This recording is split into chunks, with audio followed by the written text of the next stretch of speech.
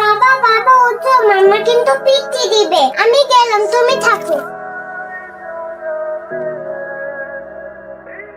কি ঘুম থেকে উঠতে ইচ্ছা করে না? কয়টা বাজে? স্বপ্নে কারে দেখতেছিলাম? মাহফুজা ভাবিকে? আরে না, শুধুমাত্র তোমার জন্য আমার মেয়ে প্রত্যেক দিন স্কুলে যেতে দেরি হয়। অন্য কোথাও হলে তোমাকে অফিস থেকে বের করে দিই। তোমার তো তোমার বন্ধুর অফিস থেকে, তোমার বন্ধু তোমাকে কিছু বলে না, এখনো চাকরিটা টিকে আছে। এভাবে লাইফ চলে না। নাদিয়া, পিউরমা, এই পিউরমা। হ্যাঁ কি রে, কি সমস্যা কি?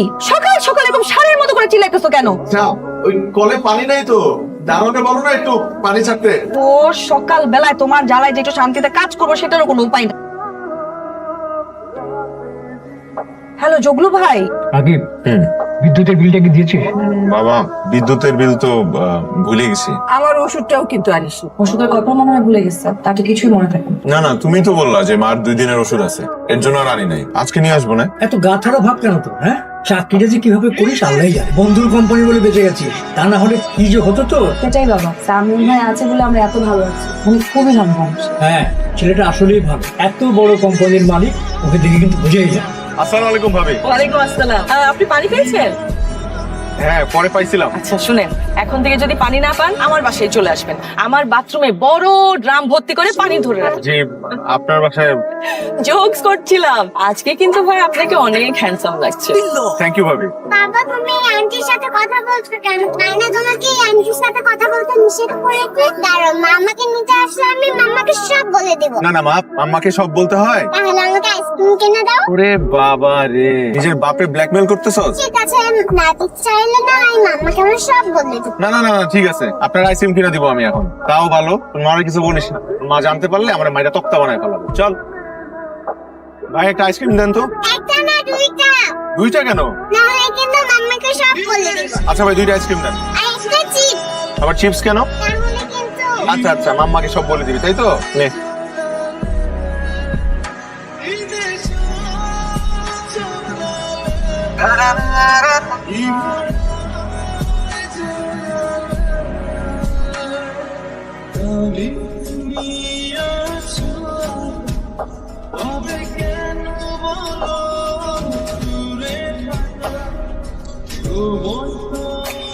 এই 2টা ফাইল অ্যাকাউন্টে দিয়ে দিন। কে আসবো? আয় না বয়। শোন, রহমান ব্রাদার্স থেকে আমাদের আর মাল নেওয়া ঠিক হবে না। ওদের কথার কাজে কোনো মিলই নাই। তাহলে বন্ধ করে দে, আমারে জিজ্ঞেস করতেছিস কেন? তো তুই অফিসের মালিক, তুই ছাড়া কিভাবে কি? আর তুই অফিসের সিইও, বড় বড় ডিসিশন মেকিং করার রাইট এবং পাওয়ার তোর আছে। বলো। এই শোনো না, আসার সময় একটু কচুরমুখী নিয়ে এসো তো। মা না কচুরমুখী খাইতে চাইছে। আচ্ছা ঠিক আছে, নিয়ে আসবো। ওই দেখো তো ইলিশ মাছ পাওয়া যায় কিনা। আর তোমার কাছে টাকা কি আছে? ইলিশের যে দাম। না, টাকা হবে, অসুবিধা নেই, আনবো। বিনোদ, একটা কথা বলি তোকে। বল। এই যে তুই এত বড় একটা কোম্পানির মালিক, কিন্তু বাসায় বলিস তুই এটা কর্মচারী। বিদেশে যাইস বলিস কোম্পানির তুই, আবার রেস্টুরেন্টে গেলেও আমার নাম ভাঙাস। এত টাকার মালিক তুই, তারপর লাইফ টু মিডল ক্লাস মানুষদের মতো। এর কারণটা কি তোর? কারণ আমার কাছে মনে হয় প্রাচুর্য মানুষের সুখ শান্তি কেড়ে নেয়। কিভাবে? তুই জানিস, আমার প্রতিটা সকাল শুরু হয় নাদিয়ার সাথে খুনসুটি দিয়ে। আমি যে খুব ঘুম কাতরের লোক তা কিন্তু না। আমি ইচ্ছা করে দেরি করে ঘুম থেকে উঠি, আরো প্রতিদিন সকালবেলা এক একটা অভিনব পদ্ধতি বের করে আমাকে ঘুম থেকে ওঠানোর জন্য। এই যে আমার সকালটা শুরু হয় আমার ওয়াইফের সাথে দুষ্টু মিষ্টি খুনসুটি দিয়ে, যেদিকে সবার ভাগ্যে জোটে। এই যে আমাকে ফোন দিয়ে বললো কচুরমুখী নিয়ে আস। আবার ইলিশ আনার কথা বলার সময় একটু চিন্তা করছে যে ওর হাজবেন্ড ইলিশ কেনার সামর্থ্য রাখে কিনা। এই মানে এইটার পেছনে যে একটা দরদ না, এই দরদটা থাকবে না যখন ও জানতে পারবে যে আমি অনেক টাকার মালিক।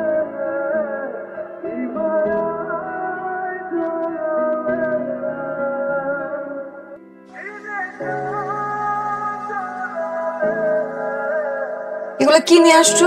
বাজার, তুমি যা জানতে বলছিলে সব নিয়ে আসছি। সবজি, মাছ, ইলিশ। বাজার, সবজি, মাছ এই পর্যন্তই তো আনতে বলছিলাম। এই গুড়া চিংড়ি কেন নিয়ে আসছো?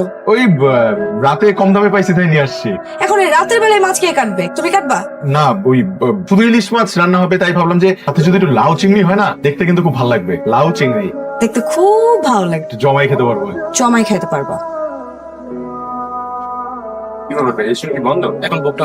দুজনের সিট হবে না? সরি, আমাদের স্যার লাঞ্চ আউটটা তার ফ্যামিলির জন্য বুক করে রেখেছে। চলো 5 মিনিট দেবো। আচ্ছা সেট মেনু 2 নেই না? আমি ব্রাউনি খাবো না, আমি আইসক্রিম খাবো, আইসক্রিম খাবো, আইসক্রিম। আইসক্রিম খাওয়া যাবে না, ঠান্ডা লাগবে তোমার। আচ্ছা থাক না, আইসক্রিম খেতে যাচ্ছে, আইসক্রিম খাবে। আমাদের ব্রাউনির সাথে আইসক্রিম আছে, আপনি চাইলে মিক্স করে নিতে পারেন। ও তাহলে মিক্স করে দেন। জি স্যার। 5টা দিবেন। আচ্ছা আমি একটা জিনিস বুঝলাম না। যখনই তুমি আমাদেরকে নিয়ে খেতে বের হও তখন যে রেস্টুরেন্টে যাই সেই রেস্টুরেন্টই ফাঁকা থাকে। হ্যাঁ রে রাকিব, আমি না এটাও খেয়াল করেছি, মানে যখনই আমরা একসাথে কোথাও খেতে যাই ওই রেস্টুরেন্টে আমরা ছাড়া কোনো কাস্টমারই নেই। এটা আমি কি করে বলবো বলো তো? লাকিলি হয়তো বা হয়ে যায়। তোমাদেরকে নিয়ে যখন খেতে আসি তখন অন্যরা কেউ খেতে আসে না, অথবা তোমাদেরকে নিয়ে যে রেস্টুরেন্টে খেতে আসি ওই রেস্টুরেন্ট অত একটা ভালো না, চলে না রেস্টুরেন্ট। এই রেস্টুরেন্ট দেখলে তো মনে হয় না যে চলে না, ভালোই চলার কথা। কিন্তু ভালোই লাগছে যে আশেপাশে কোনো মানুষ নেই, আমরা আমাদের মতো করে খেতে পারতেছি। আসসালামু আলাইকুম স্যার। স্যার আপনি এখানে? স্যার সামিউল স্যার এটা কোনো কাজ করলো? ওই কোম্পানির ভেন্ডারের লিস্ট থেকে আমাদের নামটা বাদ দিয়ে দিচ্ছে। স্যার আপনি একটু কথা বলে দেখেন না যদি কিছু করা যায়। স্যার বোকা বন্ধু আমার। কেমন আছিস তুই? জি স্যার। কি স্যার স্যার শুরু করলাম? আমি বুঝলাম না। আমি মানলাম যে হ্যাঁ অনেক অভিমান আছে, কোম্পানির সাথে কোম্পানির একটা দ্বন্দ্ব আছে, কিন্তু তাই বলে ভাই তুই সামিউলে গিয়ে স্যার স্যার কর, আমারে স্যার করিস না। আয় দেখা হয়েছে এতদিন পর, আয় বুকে আয়, বুকে আয় বেটা। তো হাবিব সাহেব, বন্ধু বলে জড়াই ধরছি, কমন সেন্সটা কাজে লাগান। বন্ধু বলে ভাবিকে সালাম দিয়ে কেটে পড়েন। ও উনি হচ্ছে হাবিব, না উনি হচ্ছে আমার ছোটবেলার বন্ধু, বুঝছো? ভাই আসসালামু আলাইকুম। ওয়ালাইকুম আসসালাম। তো কি খুব জগিং হচ্ছে নাকি? হ্যাঁ জগিং। তাই না, বাবা মার সাথে পরিচয় করাই দিই, আয়। না স্যার, বন্ধু আজকে না আমার পেটটা একটু ব্যথা করতেছে তো, একটু বাসায় তাড়াতাড়ি যেতে হবে। ও তাহলে বাসায় চলে যা, কারণ পেটে ব্যথা অবস্থায় এরকম থাকা উচিত না। যা ভাবি আসি, আসসালামু আলাইকুম। হাইটা হাইটা না, দৌড়াই যা। আল্লাহ হাফেজ। সত্যি করে বলো তো ঘটনাটা কি? কিসের ঘটনা? যে উনি এসে তোমাকে স্যার স্যার বলছে, আবার বলছে সামিউল ভাই নাকি তাকে বাদ দিয়ে দিয়েছে, তোমাকে আবার রিকোয়েস্ট করছে তাকে যাতে আবার নেয়। আমি বুঝলাম না। আমি পুরো ঘটনাটা বুঝাই বলতেছি তোমাকে। ওর কোম্পানির সাথে আমাদের কোম্পানির একটা ডিলিং ছিল, বুঝছো? ওরা আমাদেরকে র ম্যাটেরিয়াল সাপ্লাই করে, কিন্তু লাস্ট কয়েক মাস ওদের ম্যাটেরিয়ালস এর মধ্যে একটু ডিফেক্ট পাওয়া গেছে, তাই রাগ করে অভিমান করে সামিউল ওদের সাথে সব কন্ট্রাক্ট বাদ দিয়ে দিচ্ছে আর কি। এখন কি করবো দেখো, দেখা হয়েছে এতদিন পর, তারপরে বন্ধু তো ছোটবেলার বন্ধু, খারাপ ব্যবহার তো করতে পারি না। রাকি এই লোকটা তোমার বন্ধু? হ্যাঁ। আমি কি চোখে মাথা খেয়ে ফেলেছি যে কিছু বুঝতে পারছি না? কেন? মানে এই লোকটা তোমার থেকে না হলো 20 বছরে বড় হবে, বন্ধু কিভাবে হলো? আরে বন্ধুত্বে কোনো বয়স আছে? এই গ্রামে এগুলো চলে, 20, 25, 30 বছরের পার্থক্যে বন্ধু হয় অনেক আছে। গ্রামে তো থাকো নাই, যাও না, বুঝবা কি করে? চলো না ওদের সাথে জয়েন করো। তুমি আমার এক বয়স্ক বন্ধুরে নিয়ে পড়ে আছো। আম্মু আমাকে দাও।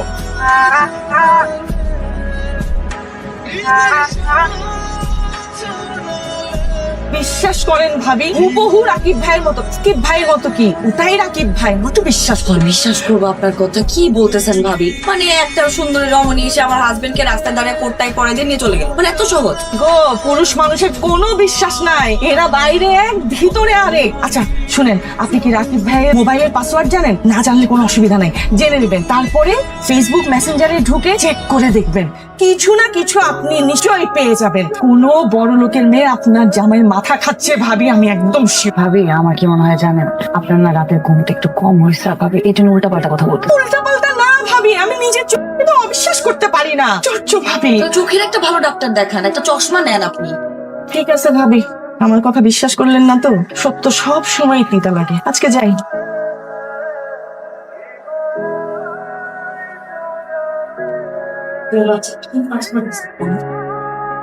কি করতেছো তুমি? কি কি করবো? সাইলেন্ট করতেছে তোমার ফোন। তোমাকে না বলছি রাতে বেলা ফোন সাইলেন্ট করে রাখবা, উঠে যাবে তো না হলে ঘুম থেকে। খেয়ে শুনে কার কথা? ধরো ধরো। আমি ভাবলাম ফ্রেশ হয়ে এসে তারপর। আচ্ছা ঠিক আছে ঠিক আছে, তুমি ফোনের মধ্যে পাসওয়ার্ড দিয়ে রাখছো কেন? পাসওয়ার্ড কি?